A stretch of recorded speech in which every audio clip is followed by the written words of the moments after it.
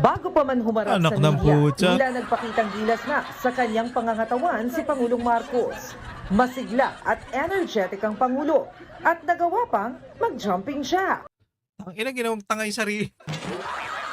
Eto ha, mga pare alam natin, buhay si Marcos eh. Alam naman yan eh. SMNI na mismo ang nagsabi na at nagbalita na buhay si Bongbong Marcos. So, magtiwala tayo dahil pinagkakatiwalaan natin SMNI. Hindi mo na kailangan mag-jumping jack. Hindi mo na kailangan magpaganyan-ganyan sa kadramahan ninyo, kabaduyan ninyo. No need na, okay?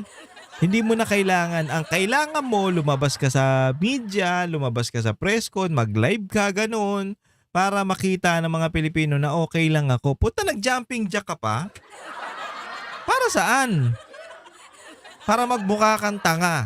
Lalo kang nagmukhang tanga sa ginagawa mo, Bongbong Marcos. Ayun na, puta, Hanggang sa inulit loob ng pa. briefing room, nag-jumping jack ulit si PBBM. Sa ganitong Push up ka paraan nga. na pinatunayang puro Push up ka nga. kasinungalingan daw ang mga lumalabas online na may sakit siya o patay na siya.